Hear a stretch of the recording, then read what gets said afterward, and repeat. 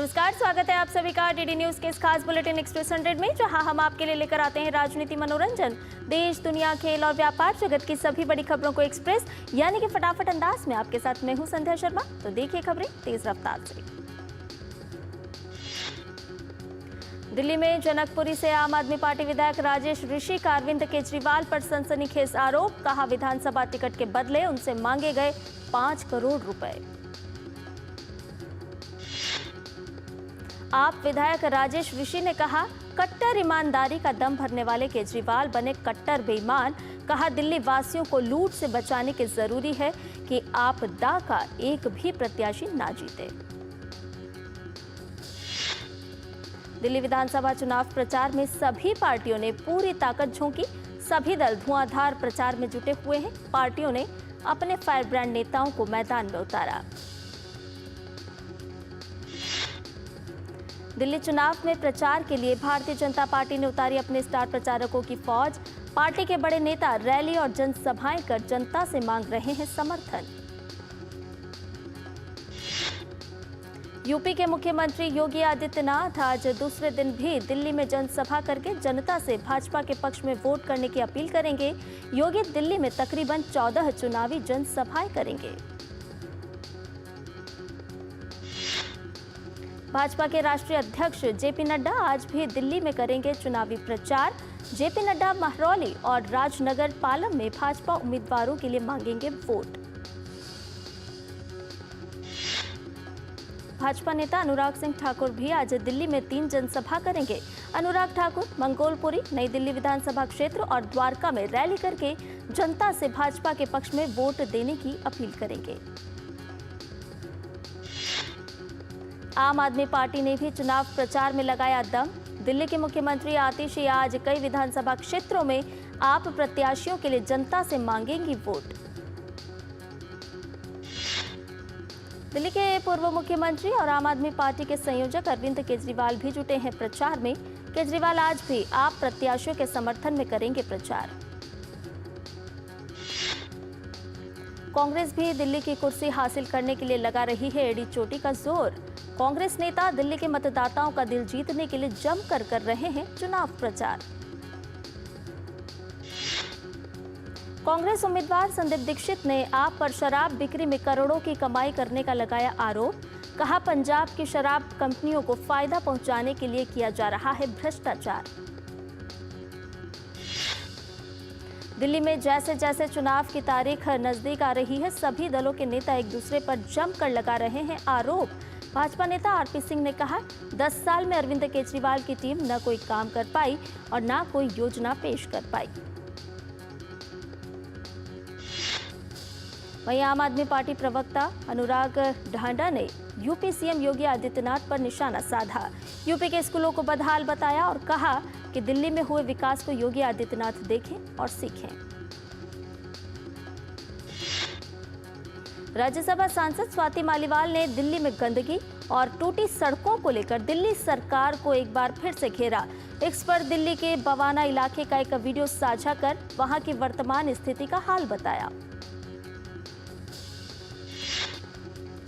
दिल्ली विधानसभा की सभी 70 सीटों के लिए अगले महीने 5 फरवरी को डाले जाएंगे वोट। वहीं मतगणना 8 फरवरी को होगी। विवादों के चलते आम आदमी पार्टी के संयोजक अरविंद केजरीवाल को मिली पंजाब पुलिस की सुरक्षा हटाई गई। इस मामले को लेकर दिल्ली का सियासी पारा हुआ हाई। दिल्ली विधानसभा चुनाव के प्रचार के दौरान भी पंजाब पुलिस केजरीवाल को दे रही थी सुरक्षा। पंजाब के डीजीपी ने बताया, इलेक्शन कमीशन और दिल्ली पुलिस की आपत्ति के बाद केजरीवाल की सुरक्षा हटाई। आप विधायक अमानतुल्लाह खान के बेटे को पुलिस पर रौब दिखाना पड़ा भारी। दिल्ली पुलिस ने मोटर व्हीकल एक्ट के तहत विभिन्न धाराओं के तहत 20,000 रुपए का चालान किया। आप विधायक अमानतुल्लाह खान के बेटे की दबंगई पर भारतीय जनता पार्टी हुई हमलावर। कहा, आम आदमी पार्टी ने उड़ाई कानून व्यवस्था की धज्जियां।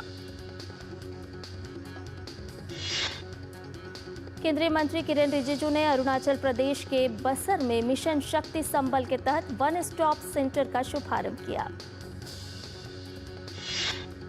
केंद्रीय मंत्री किरेन रिजिजू ने एक्स पर लिखा, वन स्टॉप सेंटर महिलाओं का करेगा सशक्तिकरण।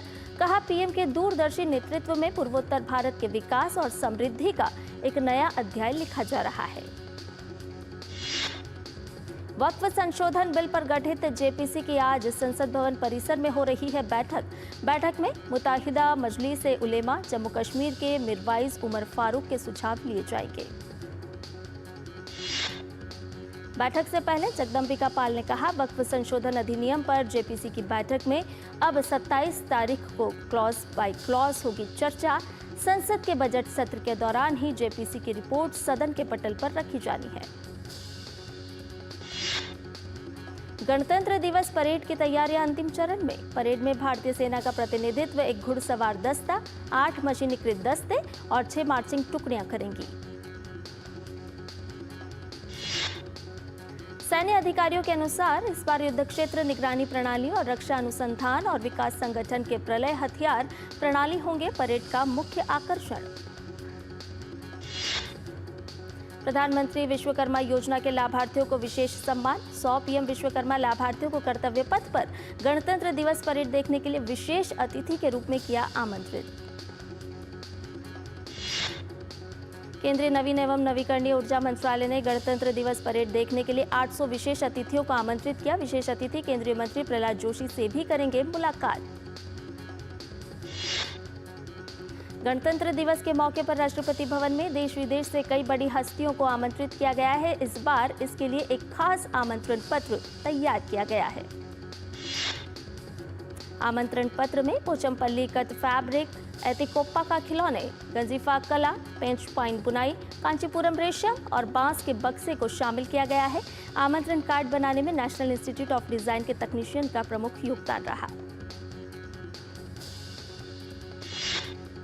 विदेश सचिव विक्रम मिश्री द्विपक्षीय बैठक करने के लिए 26 जनवरी से चीन की 2 दिवसीय यात्रा पर जाएंगे। ये भारत और चीन के बीच विदेश सचिव उप मंत्री स्तर की बैठक होगी। मेरठ के ललियाना गांव में हुई फायरिंग का वीडियो वायरल होने पर पुलिस एक्शन में आई। फायरिंग करने वाले 2 मुख्य आरोपियों को पुलिस ने मुठभेड़ के बाद पकड़ा। पुलिस कार्रवाई में 2 तमंचे और कारतूस बरामद हुए। ललियाना गांव में 2 पक्षों के टकराव का एक वीडियो वायरल हो रहा है, जिसमें लोग फायरिंग करते नजर आ रहे हैं। मध्य प्रदेश सरकार का बड़ा निर्णय। मुख्यमंत्री मोहन यादव ने कहा, राज्य के 17 धार्मिक स्थलों पर शराब की बिक्री पर लगेगा प्रतिबंध।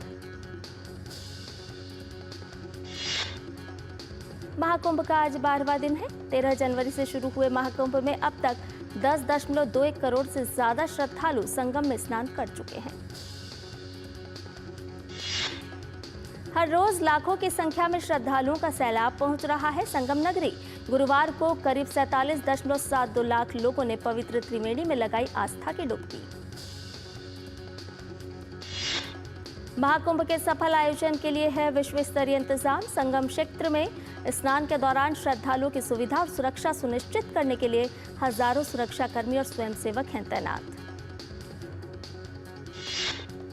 महाकुंभ में बड़ी संख्या में युवाओं की भी देखी जा रही है सहभागिता। नई पीढ़ी महाकुंभ क्षेत्र में आध्यात्मिकता में सराबोर नजर आ रही है। प्रत्येक 12 साल में होने वाले सनातन धर्म के सबसे पवित्र आयोजनों में से एक महाकुंभ की छटा कुछ अलग दिख रही है। संगम में स्नान को पापों के नाश और मोक्ष प्राप्ति का मार्ग माना जाता है। महाकुंभ में श्रद्धालुओं, तीर्थयात्रियों और आगंतुकों के लिए आयुष ओपीडी, क्लिनिक, स्टॉल और सत्र प्रमुख आकर्षण का केंद्र बनकर उभरा। 1.25 लाख से अधिक श्रद्धालुओं ने निःशुल्क परामर्श और दवाइयां ली। महाकुंभ में आयुष टीम में 20 ओपीडी में 80 डॉक्टर शामिल हैं, जो 24 घंटे लगातार चिकित्सा सेवाएं प्रदान करते हैं। विदेशी श्रद्धालु भी आयुष सेवाओं का उपयोग कर रहे हैं। महाकुंभ में खादी ग्रामोद्योग की प्रदर्शनी श्रद्धालुओं और आगंतुकों के लिए आकर्षण का केंद्र बनी। प्रदर्शनी में 20 से ज्यादा राज्यों के कुल 152 स्टॉल लगाए गए हैं। वोकल फॉर लोकल के पहल को बढ़ावा देने वाली इस प्रदर्शनी में 98 स्टॉल पर खाद्य उत्पादों और 54 स्टॉल पर ग्रामोद्योग उत्पादों का प्रदर्शन किया गया है। महाकुंभ में आज से 3 दिवसीय ड्रोन शो की शुरुआत। इसमें आधुनिक तकनीक का उपयोग कर सनातनी परंपरा की धरोहर को दर्शाया जाएगा। महाकुंभ की आध्यात्मिक गाथा ड्रोन शो का मुख्य आकर्षण होगी। इस शो में देश में बने करीब 2500 ड्रोन शामिल होंगे। यूपी के संभल में बुलडोजर कार्रवाई को लेकर दायर अवमानना याचिका पर आज सुप्रीम कोर्ट में होगी सुनवाई। याचिका में संभल के डीएम और एसडीएम के खिलाफ अवमानना की कार्रवाई की मांग की गई है। सप्ताह के आखिरी कारोबारी दिन आज बढ़त के साथ खुले भारतीय शेयर बाजार। कल कारोबार के आखिर में हरे निशान के साथ बंद हुए थे सेंसेक्स और निफ्टी। वित्त मंत्री निर्मला सीतारमण 1 फरवरी को संसद में केंद्रीय बजट करेंगी पेश। बजट से जुड़ी हलवा सेरेमनी आज शाम 5 बजे नॉर्थ ब्लॉक में आयोजित की जाएगी। हलवा सेरेमनी में वित्त राज्य मंत्री पंकज चौधरी और वित्त सचिव समेत तमाम वरिष्ठ अधिकारी मौजूद रहेंगे। इसके बाद बजट की टीम को बजट पेश होने तक परिसर से बाहर जाने की अनुमति नहीं होगी। केंद्रीय मंत्री अश्विनी वैष्णव ने विश्व आर्थिक मंच की वार्षिक बैठक के एक सत्र में कहा, भारत आने वाले वर्ष में मुद्रास्फीति को नियंत्रण में रखते हुए 6 से 8% की आर्थिक विकास दर बनाए रखेगा। सत्र के दौरान अश्विनी वैष्णव ने कहा, समावेशी विकास प्रधानमंत्री नरेंद्र मोदी के लगातार तीसरे कार्यकाल के लिए सत्ता में लौटने का एक प्रमुख कारण रहा।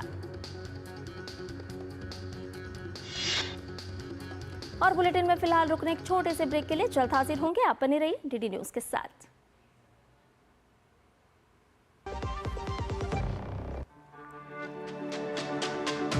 मेरी पसंद, मेरी पसंद, मेरी पसंद, मेरी पसंद,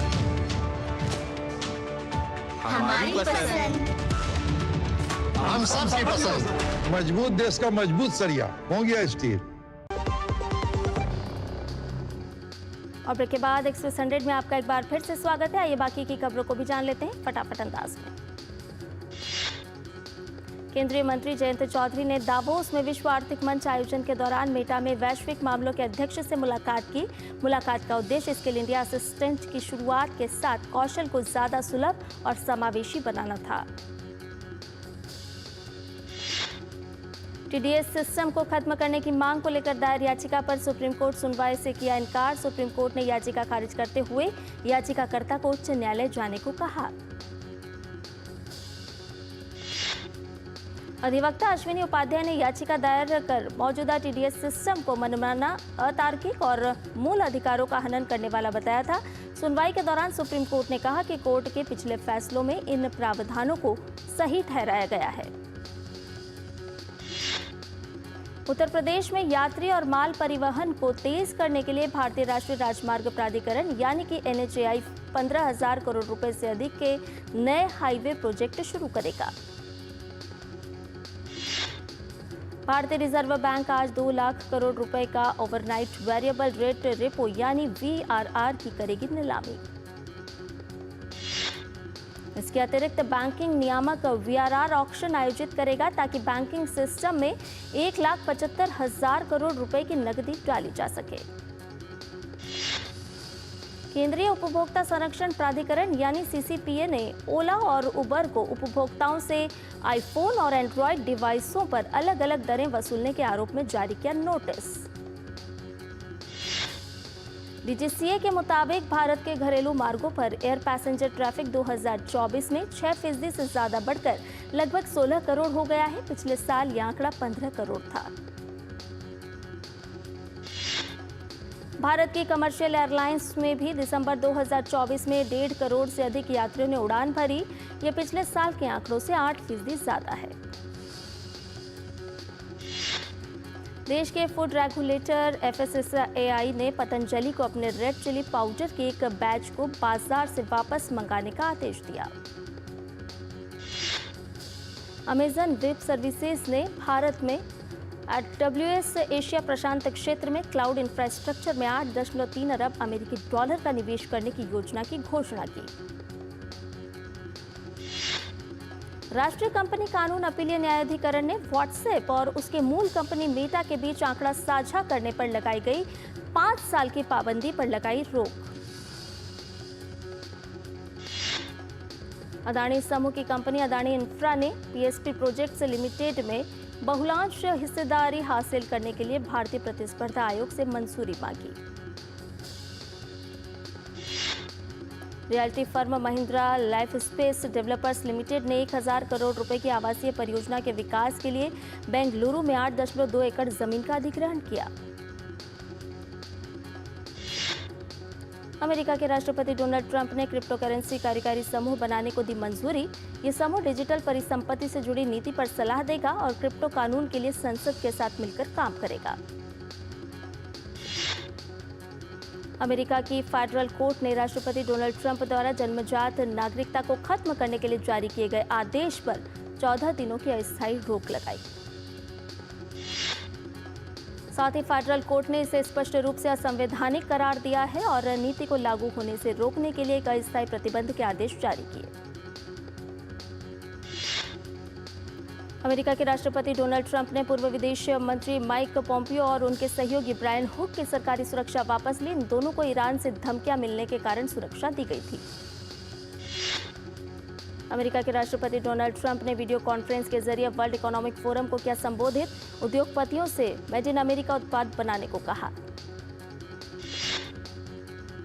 अमेरिकी विदेश मंत्री मार्को रूबियो ने नाटो प्रमुख मार्क रूटे के साथ बातचीत की। दोनों नेताओं के बीच हुई बातचीत में नाटो के प्रति अमेरिकी प्रतिबद्धता को मजबूत करने पर जोर दिया गया।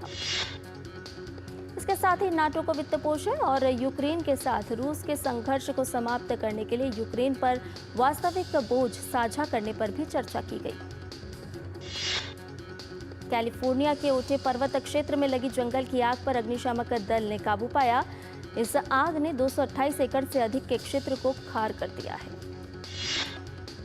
लॉस एंजलिस क्षेत्र में लगी आग की तबाही से उभरने के लिए कैलिफोर्निया विधानमंडल ने 2.5 बिलियन अमेरिकी डॉलर का अग्नि राहत पैकेज मंजूर किया। अमेरिका के बाद फ्रांस में भी 7 परिवारों ने किशोरों की आत्महत्या को लेकर चीनी वीडियो शेयरिंग ऐप टिकटॉक पर मुकदमा दायर किया। म्यांमार में रिक्टर पैमाने पर 4.8 तीव्रता का भूकंप आया। नेशनल सेंटर फॉर सिस्मोलॉजी के अनुसार ये भूकंप 12:53 पर 106 किलोमीटर की गहराई पर आया। प्रधानमंत्री नरेंद्र मोदी ने लद्दाख में होने वाले 5वें खेलो इंडिया विंटर गेम्स 2025 में भाग लेने वाले सभी खिलाड़ियों को शुभकामनाएं दी हैं। पीएम मोदी ने खिलाड़ियों को शुभकामनाएं देते हुए एक्स पर कहा, मुझे यकीन है कि ये टूर्नामेंट आने वाली प्रतिभाओं को प्रोत्साहित करेगा। पुरुष हॉकी इंडिया लीग में तमिलनाडु ड्रैगन ने पेनल्टी शूटआउट में हैदराबाद तूफान्स को हरा दिया। मुकाबले के आखिर तक स्कोर बराबर होने के बाद पेनल्टी शूटआउट में तमिलनाडु ने हैदराबाद को 4-3 से हराया। दिल्ली एसजी पाइपर्स ने महिला हॉकी इंडिया लीग में ओडिशा वॉरियर्स को आज 3-2 से हरा दिया। पेनल्टी शूटआउट में दिल्ली एसजी पाइपर्स ने जीत हासिल की। भारतीय टीम के कप्तान रोहित शर्मा के निराशाजनक प्रदर्शन का सिलसिला है जारी। रोहित जम्मू कश्मीर के खिलाफ मुंबई की तरफ से खेलते हुए रणजी ट्रॉफी मैच में सिर्फ 3 रन बनाकर आउट हो गए। इंडोनेशिया मास्टर्स 2025 में भारत का अभियान गुरुवार को दूसरे दौर में समाप्त हो गया। भारत के लक्ष्य सेन को प्री क्वार्टर फाइनल में हार झेलनी पड़ी। अंतिम 16 में लक्ष्य सेन को जापान के निशिमोतो ने हराया। पुरुष युगल मैच में चिराग शेट्टी, सात्विक साईराज, रंकी रेड्डी को भी प्री क्वार्टर फाइनल में हार झेलनी पड़ी। भारतीय जोड़ी को थाईलैंड की जोड़ी के हाथों शिकस्त मिली। प्रतियोगिता के महिला युगल में भी भारत को निराशा हाथ लगी। तनिषा क्रास्टो और अश्विनी पोनप्पा की भारतीय महिला जोड़ी को मलेशियाई जोड़ी ने हराकर क्वार्टर फाइनल में प्रवेश कर लिया। फिजिकल डिसेबिलिटी चैंपियंस ट्रॉफी जीतकर स्वदेश लौटी टीम इंडिया का स्वागत शानदार अंदाज में हुआ। साथ ही एक भव्य समारोह में टीम की सफलता का जश्न भी मनाया गया। कार्यक्रम में स्वयं की संस्थापक स्मुनु जिंदल ने खिलाड़ियों की अविश्वसनीय उपलब्धि के लिए उनकी सराहना करते हुए भविष्य के लिए शुभकामनाएं दी। नोवाक जोकोविच के सेमीफाइनल में वॉकओवर के बाद जर्मनी के अलेक्जेंडर ज्वेरेव ने ऑस्ट्रेलियन ओपन के फाइनल में जगह बना ली है।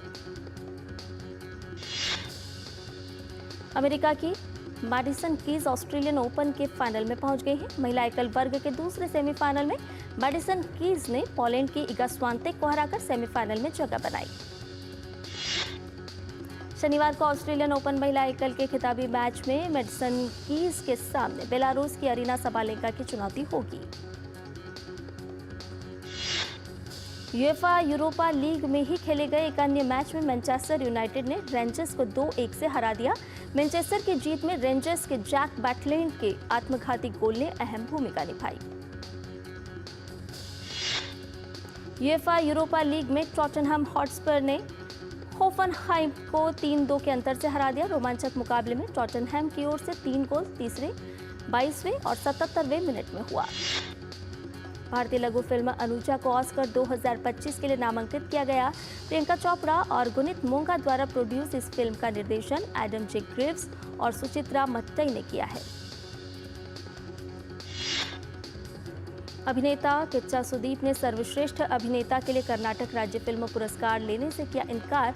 अभिनेता ने इस फैसले के पीछे निजी कारणों का दिया हवाला।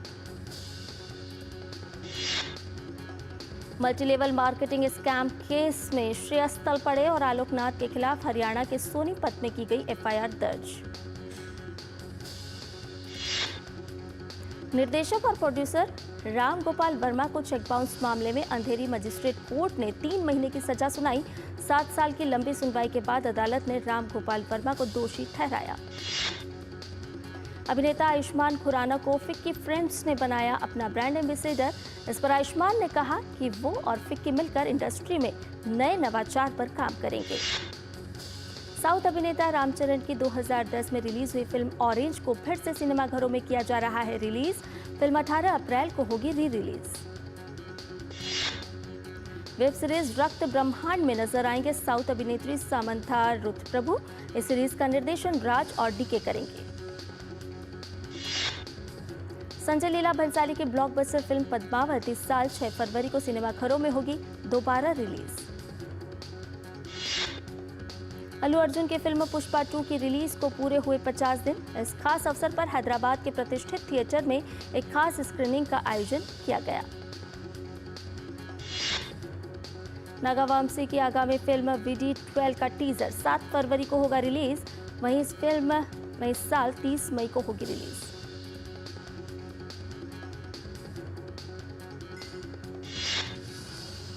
और इसके साथ ही एक्सप्रेस न्यूज है फिलहाल मेरे साथ इतना ही। मुझे दीजिए इजाजत, लेकिन DD न्यूज पर खबरों का सफर लगातार जारी है। नमस्कार।